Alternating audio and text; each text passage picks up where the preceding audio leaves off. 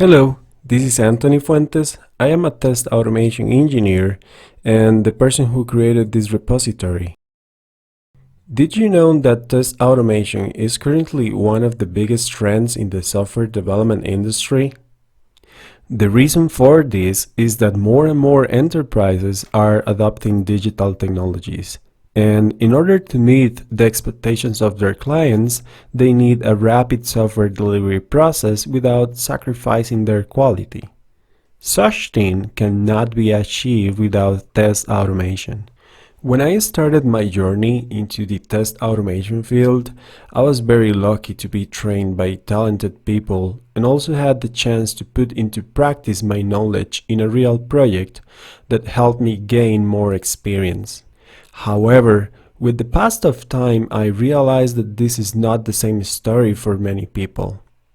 So due to this, I thought that it would be a great idea to have a set of different test automation challenges that people could resolve to gain experience. And at some point, use that as a step for becoming a test automation engineer.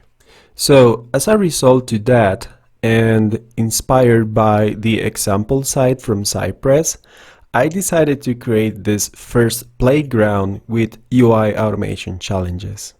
Let me quickly show you how these challenges look like.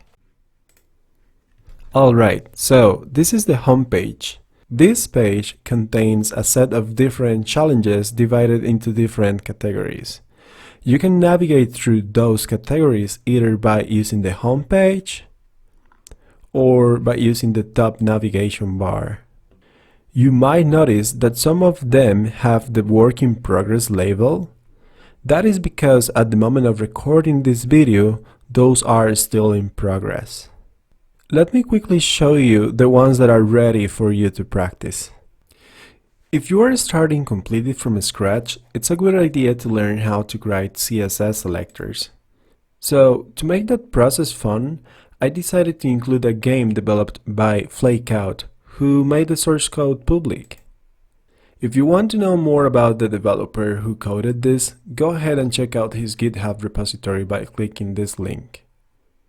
The UI of this game is divided into different areas. In the right side, you are going to see a list of 32 different challenges.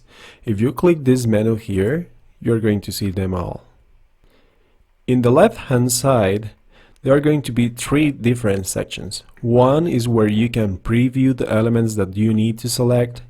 The other section is a CSS editor, which is the place where you have to write the selector. And then in the right side, you have a HTML viewer. Okay, so if I were going to resolve this first challenge, let me first read what they want me to do. So they want me to select the plates, right? These 2 guys in here. So if I look into the source code, I see that I have 2 plate elements inside a div element. So the easy selector that I could write in here will be plate. Then I hit enter and they are gone. So whenever they disappear from the preview, that means that you have properly selected them. Now suppose that I already resolved a couple of challenges, but I want to reset my progress because for some reason I want to start from scratch. If that is your case, just click the menu, scroll all the way to the bottom and then click reset. If you go up again, you are going to start from scratch. Good. So now let's move forward and continue looking into the rest of the challenges. So let me go to the top menu, click challenges, and let's navigate to CSS locators. Here we have some more CSS selector challenges that will help you reinforce the skills that you gained by completing the previous challenges. All you have to do is read the challenge and then inspect the source code in the right side to make sure that you are coming up with the right selector. For example, in the very first challenge, you are being asked to select all elements that have the class intro. So in order to do that, what you will need to do is right-click in the source code, then click inspect, and then you are going to press Ctrl F or Command F so that you can search by any selector. In that case, just type .intro, and then you're going to be able to find all elements that contain that class. Another way to do this will be using a helper tool. So for example, here I have installed CSS and XPath checker. So pretty much the same as inspecting the source code. You are going to type .intro, and then it's going to highlight in the UI the element that corresponds to that class. Okay, so now let's move forward and let me show you what else we get. So here we have this querying page. It's very similar to the previous things that we have done, though now I'm expecting you to use a UI automation framework to find these elements and run certain assertions. Very good. So now let's look into the last section, which will be actions.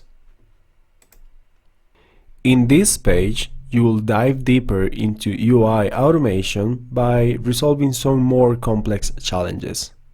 So here you'll face exercises like typing and sending keys into an input, simulating focus and blur on input elements, submitting a form, testing popover elements and canvas, and even clicking on an element that it's being covered by something else. Anyway, enough talking from my end. I really hope that you find this helpful and that it supports you in taking your automation skills to the next level. I'll make sure to continue adding more challenges for you. Have fun.